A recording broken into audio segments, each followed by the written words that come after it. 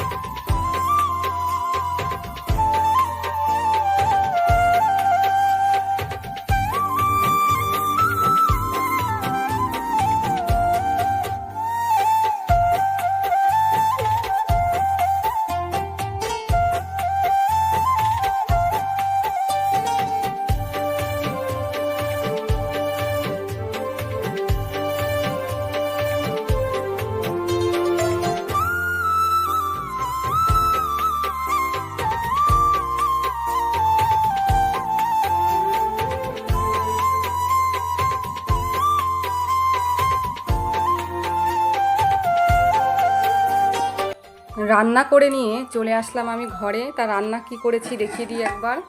দেখো হাঁড়িতে রয়েছে একদম গরম ভাত, আর এদিকে আমি বানিয়েছি হচ্ছে, এটা হচ্ছে মৌরলা মাছ। দীঘার থেকে নিয়ে এসেছিলাম মৌরলা শুটকি, যেই মাছটা, সেটাই কিন্তু রান্না করেছি। এটা ঝাল বানিয়ে নিয়েছি, পেঁয়াজ দিয়ে রান্না করেছি। আর এদিকে বানিয়েছি হচ্ছে পটল দিয়ে আলু দিয়ে ডিমের ঝোল। তা দুপুরের কিন্তু আজকে আমাদের এটাই মেনু। তা আমরা এখন খাওয়া দাওয়া করে নিই, আবার তোমাদের কাছে পরে আসছি। চলে আসলাম বিকালবেলায় তোমাদের সামনে।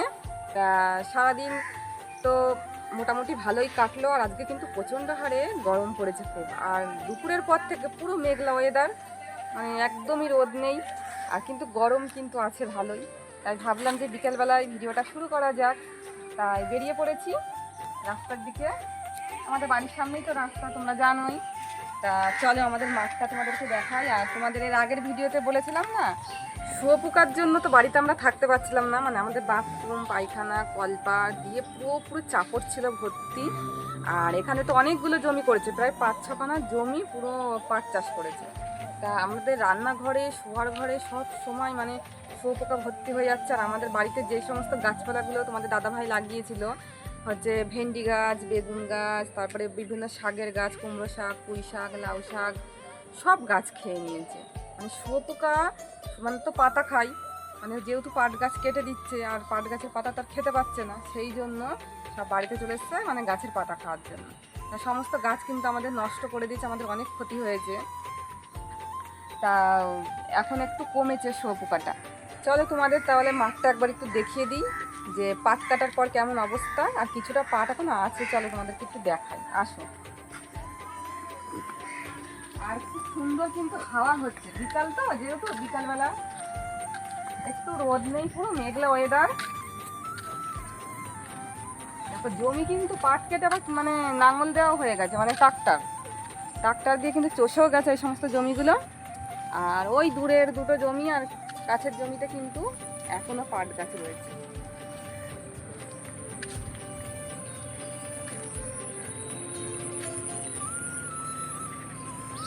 এই জমিটাই হাফ পাট কাটা হয়েছে, আর ওই দূরের জমিতে এখনো হাফ কাটা রয়েছে। আর এই সমস্ত জমিগুলো কাটা হয়ে গেছে। দেখো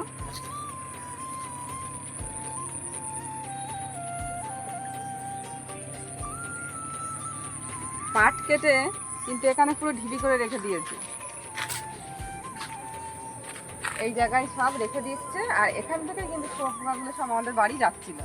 এখন একটু কমেছে, যেহেতু মানে সমস্ত জমি প্রায় কাটা হয়ে গেছে আর অল্প কিছু বাকি আছে, সেই জন্য কিন্তু শুয়োপোকাটা একটু কমেছে। এখনও যাচ্ছে, মানে অল্প যাচ্ছে এখন একটু, তবু অল্প গেলে পরে হচ্ছে মানা যায়, কিন্তু বেশি গেলে তার মানা যায় না। মানে খেতে বসতে মানে সব কিছুতে একটা ঘৃণা ভাব লাগছে, মানে ভালো লাগছে না একদমই।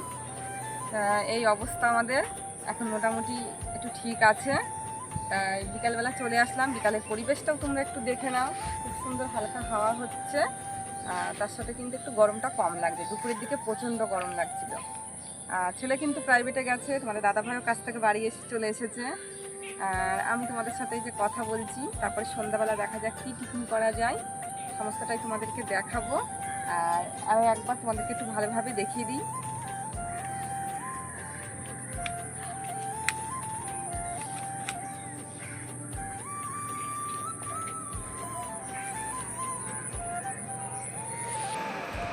চলে আসলাম সন্ধ্যাবেলায়। তা আজকে সন্ধ্যার টিফিনে দেখো চাউমিন বানিয়ে নিয়েছি, এগ চাউমিন। এই যে এখন আমরা খাওয়া দাওয়া করবো। এই যে আমি নিয়েছি বাটিতে, আর হাজব্যান্ড আর ছেলেকে দিয়েছি কিন্তু প্লেটে। তা খেয়ে বলো কেমন লাগছে, একটু কেমন লাগছে? ভালো, খুব সুন্দর হয়েছে। হ্যাঁ, হাজব্যান্ড কাজ থেকে বাড়ি আসলো, এসে স্নান করলো, তারপরে ছেলেকে প্রাইভেট থেকে বাড়ি নিয়ে আসলো। তা আমি একটু টিফিন বানালাম চাউমিন। তা এখন এই যে সবাই মিলে খাওয়া দাওয়া করছি। বাবু কেমন হয়েছে বল? চামচ দেখা। ও শশাগুলো খেয়ে নিচ্ছে, আগে শশা দেওয়া হয়েছে, শশাগুলো আগে খেয়ে নিচ্ছে, এবার চামচ দিয়ে খাবে। হ্যাঁ ঠিক আছে, তা আমরা এখন খেয়ে নিই।